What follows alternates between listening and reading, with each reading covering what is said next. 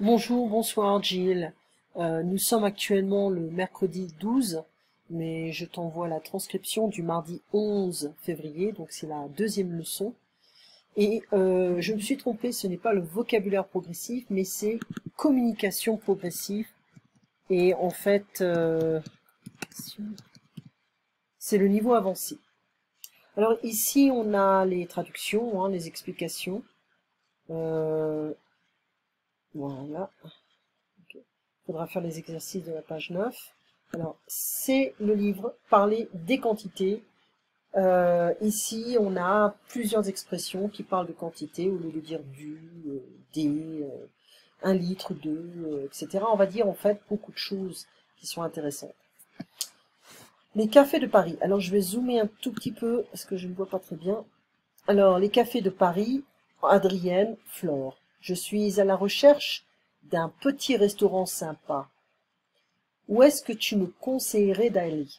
Donc, conseiller pourrait en fait, on pourrait dire to recommend. Where would you like, that means like where do you recommend me to go?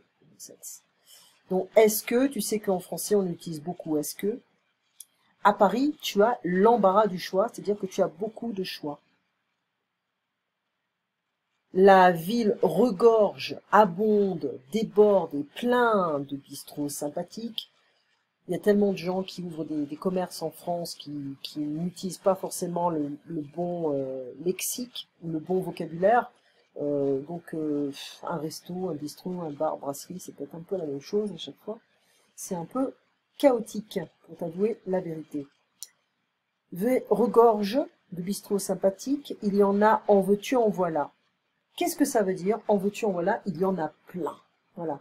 Ça voudrait dire en fait, tu en cherches, et ben tu pourras trouver ce que tu cherches. Okay, ce n'est pas difficile de trouver des bistrots, des cafés, des restaurants. Ils sont parfois gérés, managed, par un chef cuisinier et non des moindres. Qu'est-ce que ça veut dire? Ça veut dire que le chef cuisinier qui est dans ces petits bistrots, généralement il cuisine très bien. Et non, c'est un négatif. Ce n'est pas, en fait, ce que ça veut dire, ce n'est pas un petit chef cuisinier. D'accord? Donc, the least, not the least. Effectivement, certaines rues sont bourrées de terrasses, c'est-à-dire plein, bondées, plein, il y en a partout. J'imagine que dès qu'il fait beau, il y a un monde fou. C'est like, not a crazy world, but a lot of people. Un monde fou, il y a plein de gens. C'est bondé, c'est la même chose, il y a plein de gens, tu veux dire. Une bonne partie d'entre elles, les terrasses, sont même chauffées, heated, pendant l'hiver, ce qui est plutôt agréable d'ailleurs. Les Français utilisent beaucoup cette expression en fait. En fait. Nous aussi. Mais comment faire pour éviter les flopées de touristes qui se pressent dans les lieux les plus connus?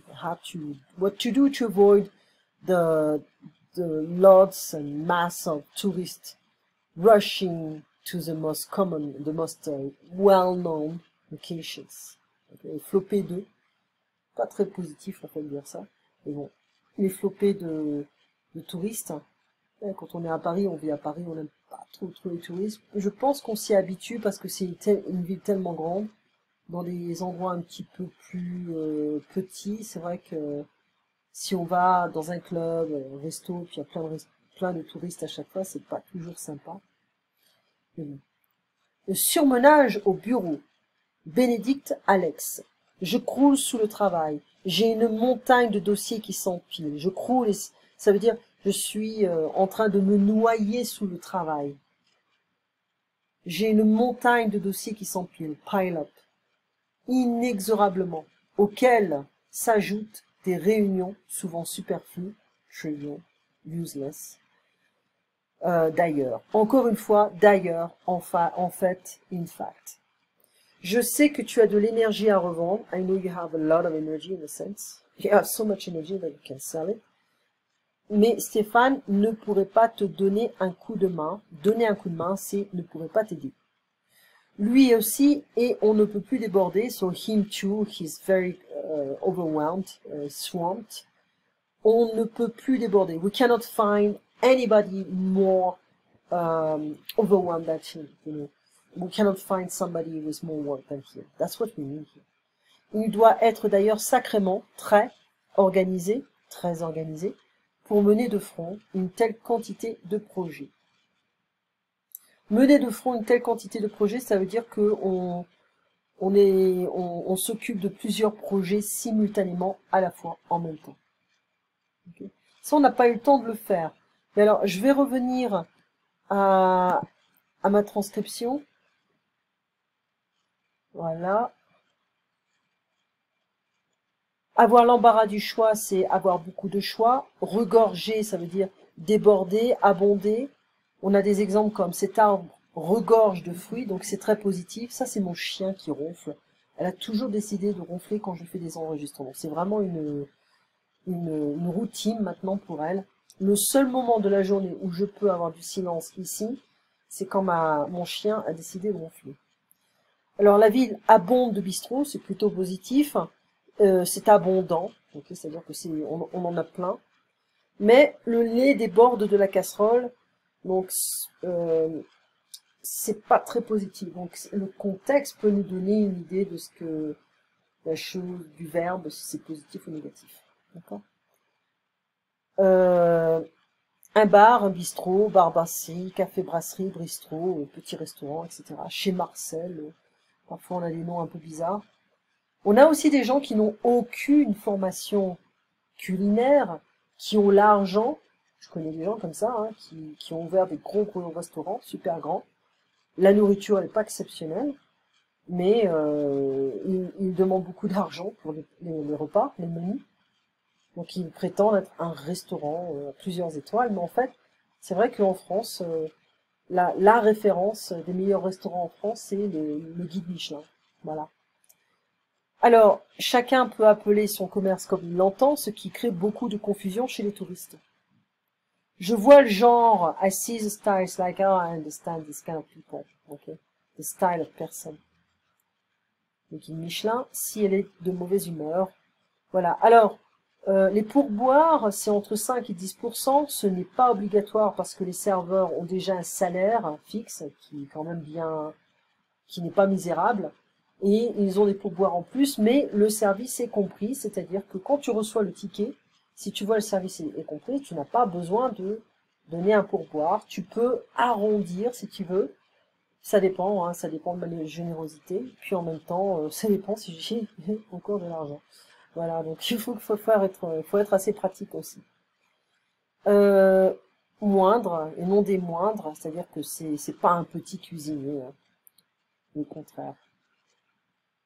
Ensuite, ce ne sont pas les petits chefs de cuisine, hein, qui sont là, ce sont des chefs qui quand même ont de l'expérience, une bonne expérience. Plein de bourré, il est bourré, he's drunk. On a une autre expression qu'on utilise en français, c'est bourré à craquer. Quand on parle d'une salle, d'un théâtre, un cinéma, on pourrait dire c'est bourré à craquer, it's really full, super full. C'est infernal, it's hellish.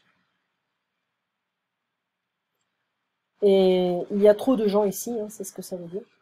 Une flopée 2, on l'a vu. C'est un flop, c'est quelque chose qui n'a pas marché. On ne fait pas forcément référence à l'aspect financier, si ça a marché ou pas. Ça n'a pas marché ou ça a marché. C'est de la balle, c'est une autre expression qui est apparue il y a quelques années, c'est-à-dire c'est super. Parler en verlan, c'est une autre, c'est apparu en France il y a très longtemps. Mais il y a encore des gens qui parlent comme ça en verlan, c'est-à-dire parler à l'envers. Comme par exemple une meuf, une femme. Se presser vers is to rush towards a location, se dépêcher, se hâter. Les Français aiment bien utiliser cette expression. Ne vous pressez pas surtout. Surtout ne vous pressez pas. Imagine que tu es au supermarché, tu dois acheter un petit peu de... Tu dois faire des courses, tu dois acheter du lait, des œufs, tu n'as pas beaucoup de choses à acheter, et puis tu as une personne juste devant toi qui a un grand caddie et qui prend son temps, qui est très lente, et tu pourrais dire ça, et surtout ne vous pressez pas. Hein. Voilà, c'est don't rush, hein, don't hurry, hein, people have all day long. Voilà. Donc presser, c'est to squeeze en saut. et des oranges pressées, voilà. Le surmenage, c'est l'excès de travail, burn-out, on pourrait dire ça.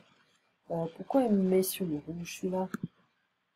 Non, s'épiler, non. Tu vois, il y a des conneries. Hop. Le stress, crouler sur le travail, c'est-à-dire être débordé de travail. Le travail s'empile, s'accumule, s'entasse. En fait, d'ailleurs, donner un coup de main, c'est aider quelqu'un. On peut proposer à des amis, des voisins, je peux vous donner un coup de main, je peux vous aider. On ne peut pas faire plus déborder que lui, c'est on ne peut pas plus déborder que lui. C'est-à-dire que on ne peut pas trouver quelqu'un qui a plus de travail que lui. Sacrément trait. Mener de front, mener plusieurs tâches de front en même temps. Et là, je t'ai demandé de faire les exercices 9. C'est pas... Ah oui, c'est ça. Voilà, il y en a plein. Fais-les bien, prends ton temps. Tu me les envoies au moins avant mardi, si tu peux le lundi. Parce que j'ai pas forcément le temps de toujours corriger. J'ai des étudiants qui me demandent de corriger leurs exercices, mais j'ai pas toujours le temps. Voilà, et parce que je donne plein de cours. Donc je peux pas toujours tout arrêter, et voilà. Donc sinon on corrige durant le cours, c'est pas toujours pratique, mais au moins si tu peux me l'envoyer dimanche, lundi au plus tard, mais pas trop tard non plus. Voilà. Allez, tu passes une très bonne semaine, un très bon week-end et on se voit donc mardi prochain. Au revoir, Jill.